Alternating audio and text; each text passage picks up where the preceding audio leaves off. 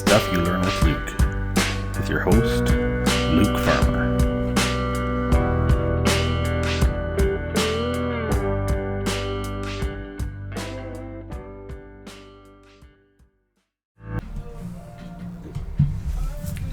Monty Thomson from Gladstone, Manitoba. Hatfield, Clydesdales is my farm.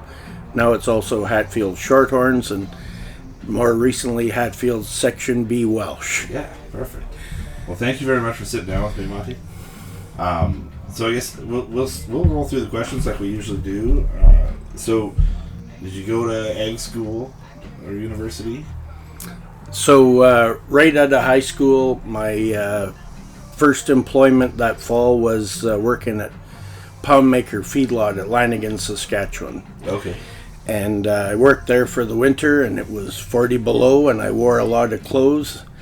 And on the south side of the feedlot was a hog barn about a quarter mile away.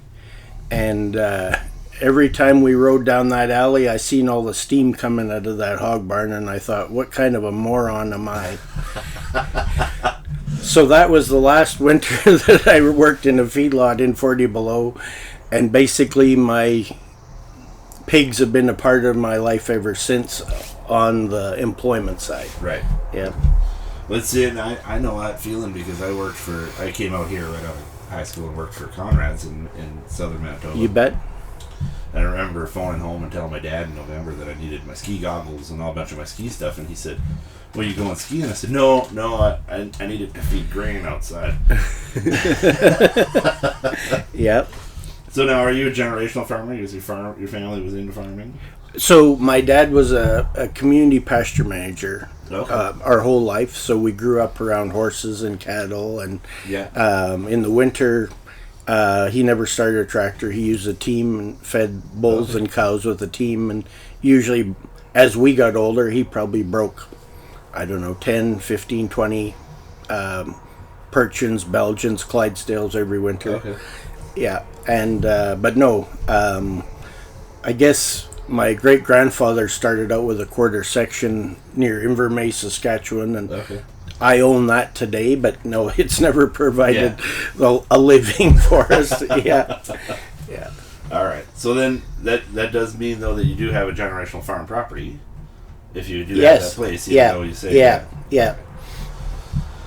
And so then you went in. I mean, horses have always been a big passion of yours. You bet. But you also got into beef cattle. So then those are your kind of commodities you went into, and why did you go those way? Or into each, I guess. But what brought you into?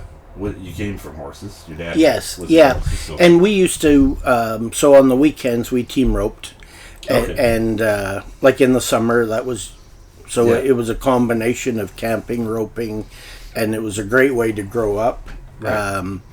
And so then the Clydesdales come in about 88, 89 is when I started messing with those. Yeah. I worked for a chap for 3 years that bred them. Yeah. And then when I left there in 92, that's when I was full-time on my own raising the Clydesdales. Okay. Yeah. And then you got into beef cattle. So how long have you been into beef cattle for? Well, we always had cattle. Okay. Yeah. So when I come out to Manitoba in 04, in 06 I bought the little farm that I have today, and so after I was there for a couple of years, I thought, well, I could probably fit some cattle in, and it started off with shorthorns. Right. And now there's a whole bunch of shorthorns running around. Yeah. Yeah. Perfect. Yeah. Excellent. So now, I guess that kind of leads me a little bit. Like you got into shorthorns, you show cattle quite a bit. A little bit. Yep. Yeah. Have you stuck to a papered herd, or you have a bit of a mix? Yeah. No. The base of my herd is registered cows. I keep some commercially, and I mess with a few Charolais and back cross them on each other to get the nice yellow calves. Yeah.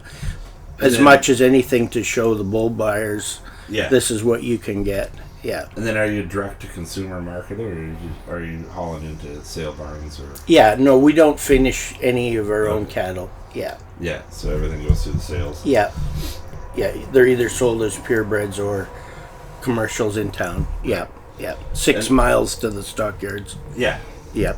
And then, you've worked off farm. I mean, I don't know what careers you've had or what you've done, but I don't know if you want to talk a little bit about some of the jobs you've had. Yeah, no, so basically it's either in swine genetics or swine feed is what I've been doing basically since 98. 98? Yeah. Yeah. Yeah.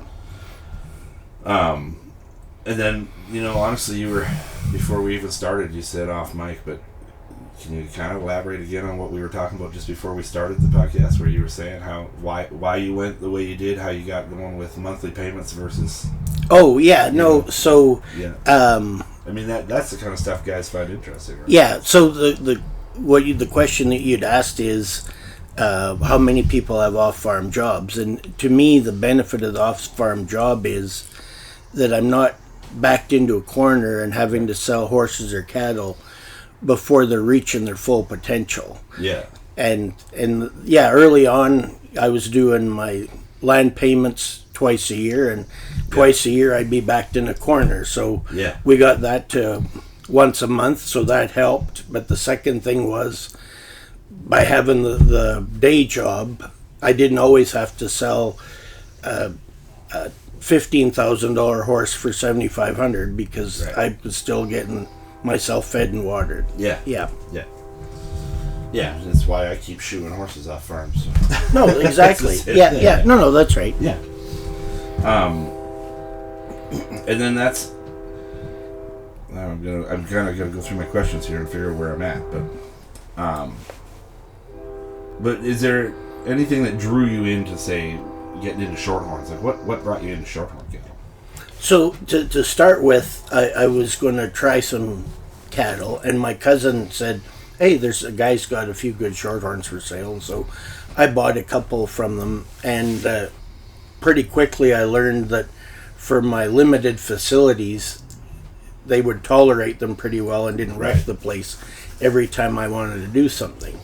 And not long after that, I realized this is the only breed of cattle that I'm going to have because I'm by myself. I don't bring in half the town when I have to go do something. Yeah. It's me and a pail of chop and a few panels is how most of my program works. Okay. Yeah.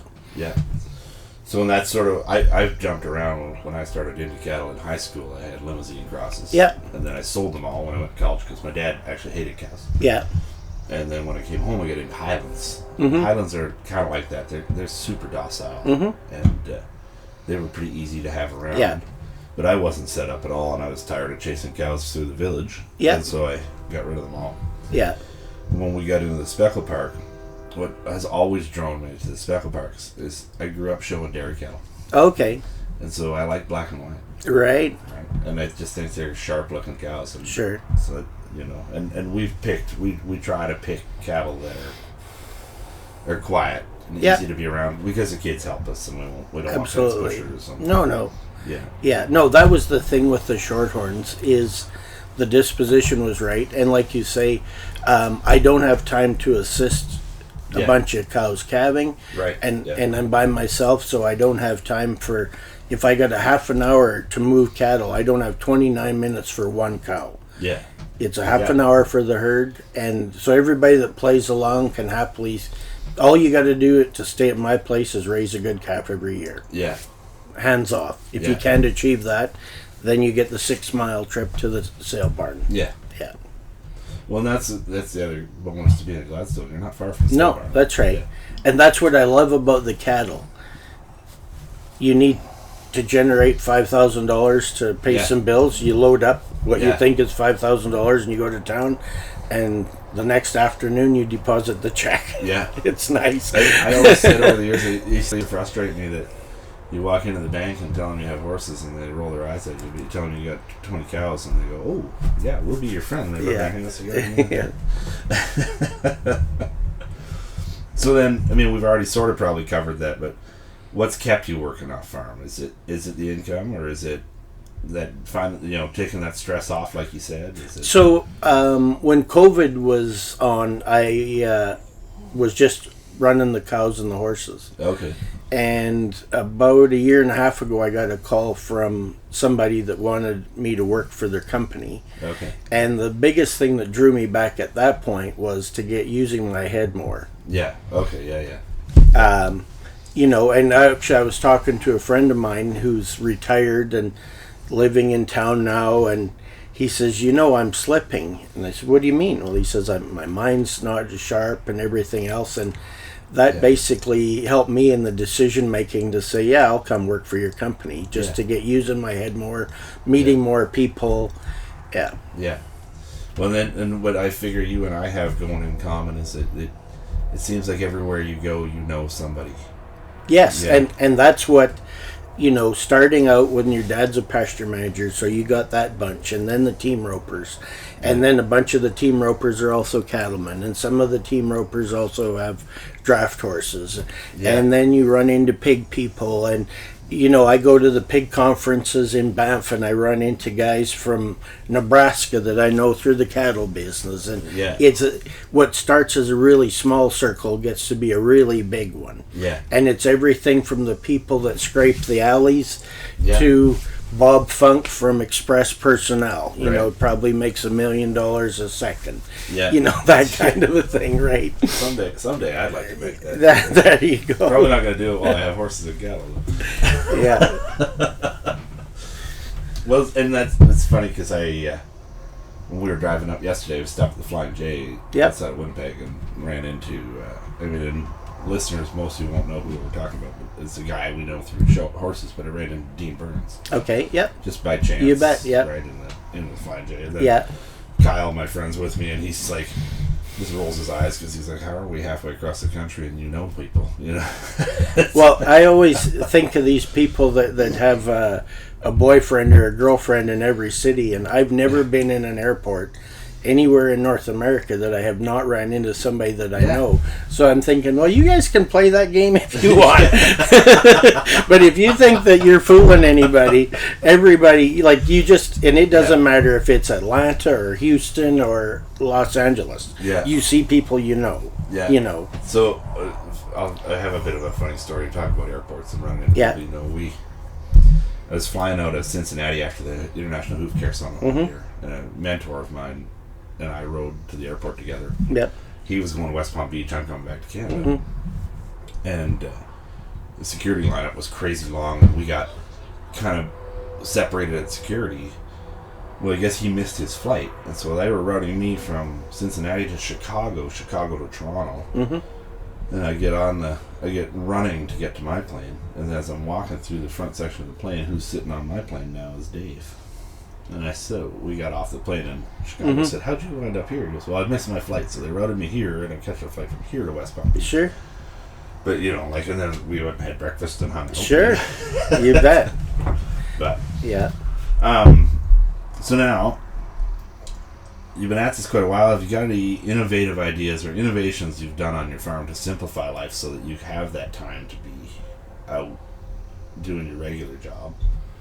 Yeah, I run a basic show where the horses' bellies are always full. Yeah. I don't spend an hour a day mucking stalls or running around pastures picking them or anything. Yeah. The bellies are always full, and I try and keep them comfortable, whether that's the horses or the cows or the ponies. When I see them, I want them to look as happy as they can. Yeah. But I don't get a kick out of that being me leading them to a pen and leading them back. Yeah. Yeah. I try to have it so that they don't have to live in a barn full of ammonia and things like that. Yeah. But you don't, you keep they can get out of the wind and things. Yeah. So it's about comfort, but it's theirs and mine, just not theirs. Yeah. And I guess the other side to that is that when you go out to feed them, you're not feeding something that you're not happy with. Yeah. So if you got 30 head of horses, that's fine. But make sure that every one of them, you're glad that they're at your place and not at somebody else's. Because if you're not happy, then they should be at somebody else's. Yeah. Exactly, yeah. And that kind of leads into that finding that balance. So I always say when you work a job and you're farming and you're raising a family, you got to find a balance in how you find that, but by limiting how much you spend on chores, that way it gives you a bit more freedom for other things. Absolutely. Yeah. But is there any other ideas that you'd say contribute to finding that balance? Excuse me. I think if I was going to give somebody advice, it's don't bother messing with half-assed livestock.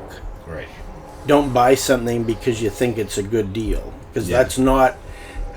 if you're buying something because you think it's a good part of your program for the next 10 or 20 years, that's an excellent idea. Right. If you're thinking that it's a good deal, then hopefully you can move it within a week. Because if you can't, it wasn't a good deal. Yeah. Quality. Because it takes the same amount of feed, time, and everything for something that's half-assed. Right. So to elaborate on that on our side, one of the things we've run into is my wife and I have made a bit of a shift. We're still doing jumper horses, but we got into playing with some rank cow horses. Mm-hmm. But I started looking at the prices, and thanks to Yellowstone, rank cow horses are at an all-time high. Sure. And I was like, to go buy what I want, can't afford it. But I still had some quarter horses kicking around that were fairly well bred from when we were breeding them when I was a kid. Yep. And so we decided to make them.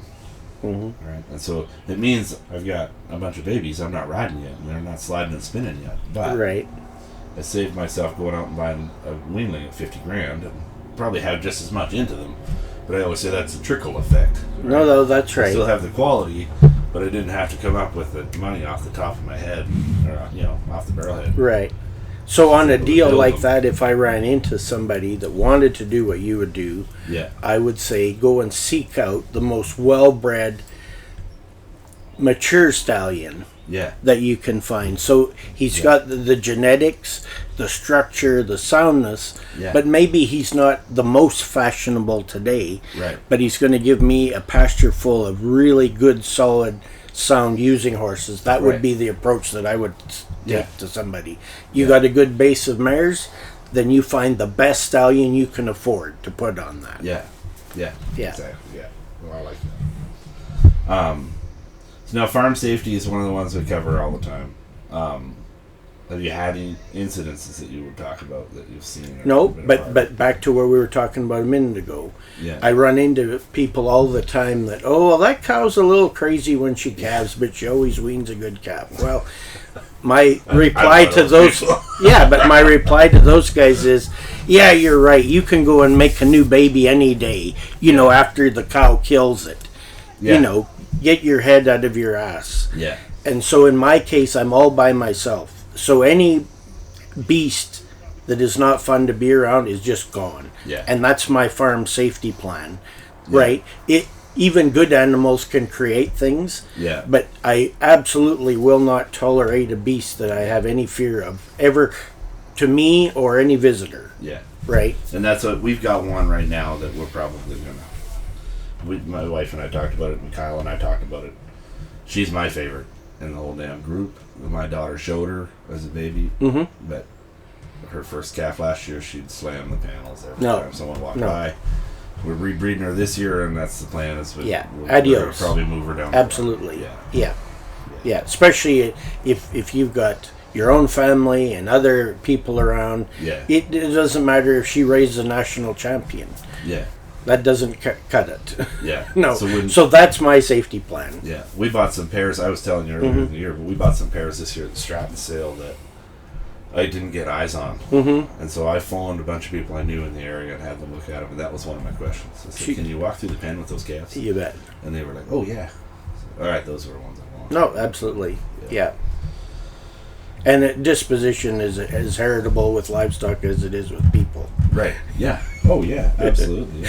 Yeah. So now, this is a question I've never asked you, but you married? You have kids? No. This is a one-man band, which is why the safety is a big part of it. There's nobody to come out to the barn to pick me out of the manure if something's mauled me or... Yeah. Right. So then that answers my next question, which is that you don't have a farm succession plan. No. So that's one of the ones I did a video on my TikTok page a few years ago. The stats are actually a little bit scary. There's less than 30% of farmers have a farm succession plan Yeah. out in Canada. And Yeah. I think the average age of a farmer actually has come down in the last couple of years, but at that time the average age of the farmer, I think it was 56. Yeah. And less than 30% of them had a written farm succession plan. Right. Yeah. Yeah. So then, you're selling beef through the sales, but marketing horses. What would you say has been your biggest point of marketing? You use Facebook and word of mouth. Yes. Yes, and yes. Okay. Yeah. And then the other thing is, in some cases, I wholesale to people that have done a better job of cultivating relationships than I have. Right. Yeah. Yeah. Which in the draft horse industry is a small circle of people nowadays. It is really that level. Right? Yeah, and the nice part of that is that so many people aren't willing to do that. So that when I do find somebody that's done a good job of it, and they know that they like the kind of horses that I have, we meet in the middle, and everybody's happy. Yeah. Yeah. So, the one I always think of every time I think of you, I think of that Mayflower horse that. Yes. Thunder Bay, that Jack Hansen and. No, exactly. It built their breeding program. Honestly. Yep. No, they really did. Cornerstone, Yeah. Yeah. So then, growing up, you were around agriculture. Were you involved in 4-H or you bet? Farmers? Yeah. And then, are you still somewhat involved, or do you? No, from time to time, I'll do what I can to support the kids, if that's helping judge or giving judging demos and things like that. Yeah. Yeah. Probably, we only did it for a couple of years when we were young. Okay. Yeah, and already at that time, it was into a steer lottery and things like that, like it is in most places now. Yeah. That the kid would like to have a heifer, but their family isn't going to have this huge windfall in June like they would with the steer. So and so ours, we didn't have, some of the families where we grew up had 150, 200 cows, and they'd send them all to the pound maker for the winter, and then they'd go pick out the steer that looked the best, and they'd bring it home and do a wham bam on it and go win the show. So I don't know how 4-H that was, but anyway. But you try to help, any way you can. And with the Shorthorns, we've done things like that, where you bring in groups of kids and try and help them, pick through them and learn how to evaluate and that kind of thing. Yeah, for sure. Yeah. So we've got our youngest, both my partner and I's youngest are pretty keen on showing cattle. Yep. We stepped away from 4-H in the last year, but our local group's doing a steer auction for the first time this year. Okay. My kids don't have much interest in the steer auction. They honestly like showing heifers. Yeah. And it's because they want to get attached to them and keep them around. Well, exactly. It's from the outside looking in, watching the pain that a kid goes through when they have to hand off their steer. Yeah. I mean, I guess it's a good life lesson, but it's tough. It's really tough. I said that over the years that you're creating the next generation of farmer. Yes. So last year, my youngest showed a steer. We booked him in, and I think I took him in late October. And at the same time, we were trying to finish up breeding a cow, and so I dropped the cow I took the cow to the vet clinic to get bred. Yeah. And then we took the steer at the same time. I threw him on the trailer, and on my way home, I stopped by the kill plant property. Yeah. And I led him down the hallway. Oh, yes. And put him in the pen. Yeah. And I said a message to all my partners afterwards that said, I think if you go to the kill plant to drop your animal off and you don't feel bad, there's something wrong with you. Right. But I said it hits a little harder. Oh, yeah. Your kids have spent the whole summer working on them, and you've been around them, and you know them by name, and you're walking back to your trailer with an empty halter. It's a kind of shitty feeling, but I'm also very proud of the product we produce. No, exactly. But I'm with you. Lessons my kid learned. It's the same as when you go into the vet clinic to pick up vaccines for your horse, and somebody brings a dog in to be euthanized. Yeah. It's the same feeling as that kid that's taken that steer. Yeah, absolutely. Exactly. Yeah. All right, so now we've kind of rolled through most of my main questions.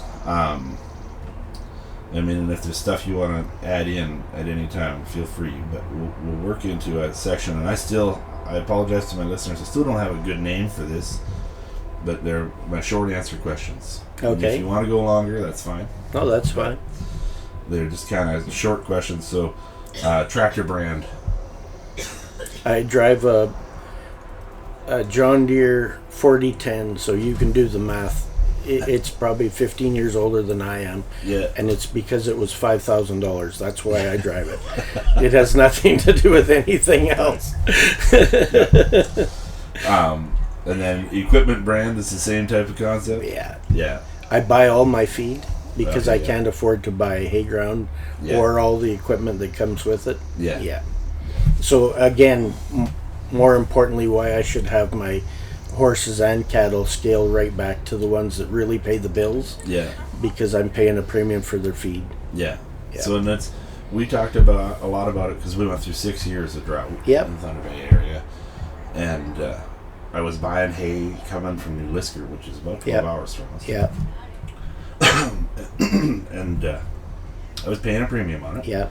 But those guys rolled in, and I put 80 bales in a stack and was done in about an hour. Mm-hmm. And I said, I spent all damn summer making hay.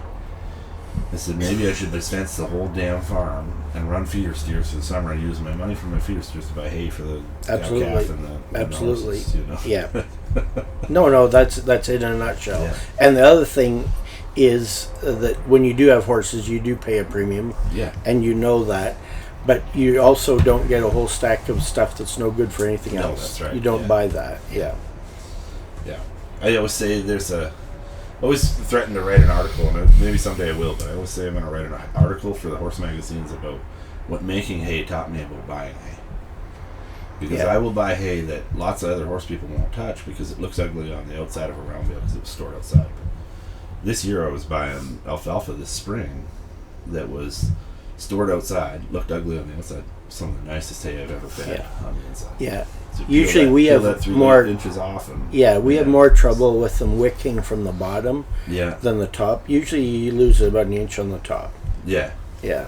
Yeah. Well, you're out here in Manitoba where it's pretty much desert, so Yeah. compared to us, But we're anyway, too so- flat, so that's where the Yeah. wicking comes Yeah, from. So when it exactly. does rain, Yeah. You have a favorite book? No, I wouldn't say. Yeah, I mean now I'm starting to mess with the Welsh ponies, so any of that, the history of them, I guess, would be my favorite things that I'm researching. Yeah. Yeah. And so music, what's your go-to, country or rock? Or are you like a typical Canadian and you listen to everything? Or? No, quite a bit, but leaning towards country. And Okay. I'm not one of these guys that will turn the radio off if it's not Hank Williams. Yeah. I listen to all of them. I'm not afraid to listen to Garth Brooks or Carrie Underwood or anything. I don't go crying that it's not real or anything. Yeah. It's just, Yeah. but in most of the time, if at any point in the day I turn on the radio, if I get a phone call on my hands free and I shut the radio off and take the call, I don't end up turning the radio back on. So I don't. It's not. I'm not a big music lover. And So I had a friend of mine ask me this past winter.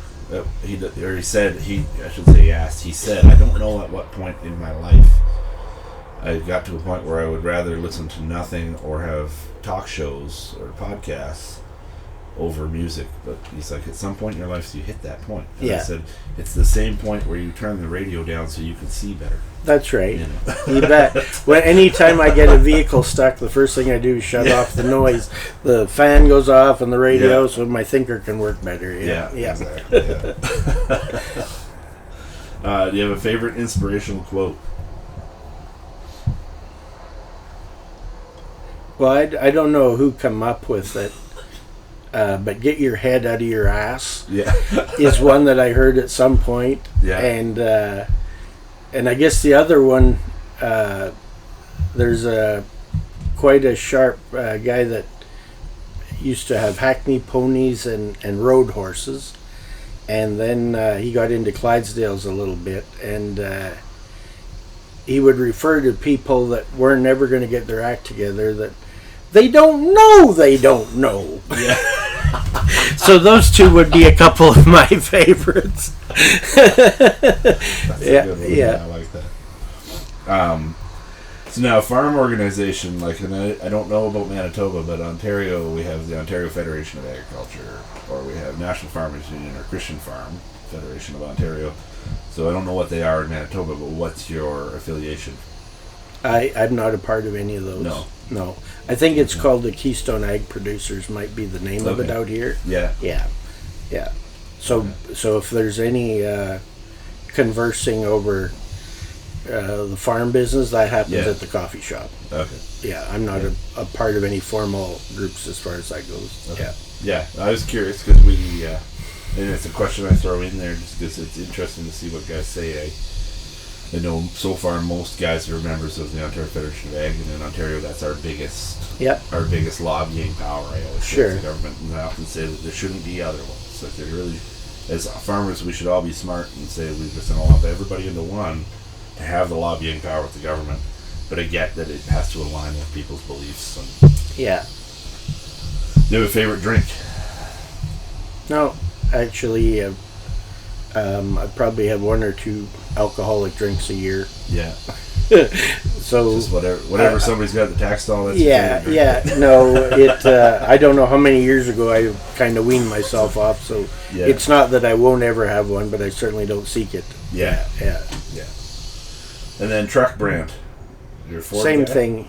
Or whatever. There was a friend of mine that was on a political panel one time when the results of the election were coming in, and so I think it was going to be televised, so they were prettying everybody up, and working on there, and this guy had a tie on, and it had a bulldog on it, with the tiny little feet and big bold chest, and this one chap on the panel was a lawyer, and he says to the guy, he says, "I bet there's a story behind that tie that says Mad Dog," and the guy said, "Yep, cost $1."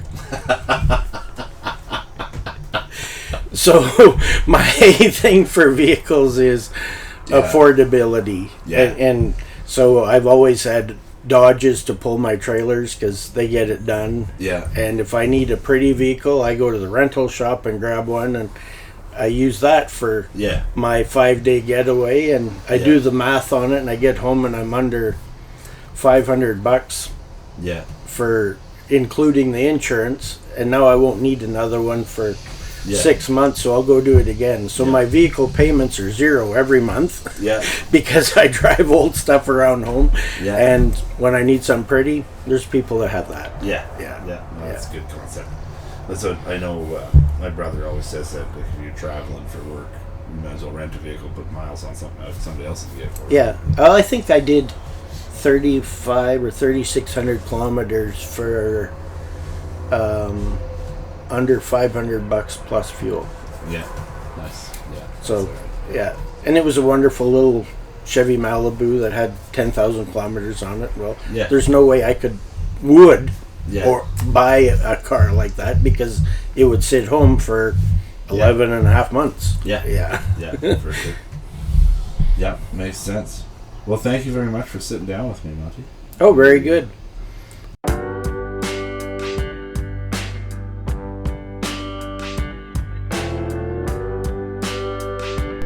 Thank you for listening to Stuff You Learn with Luke. I hope you enjoyed this episode as much as I enjoyed creating it. If you want to keep up to date for the next episode, follow me on Instagram at Stuff You Learn with Luke, or on TikTok at Stuff You Learn with Luke. Until next time, this is Stuff You Learn with Luke.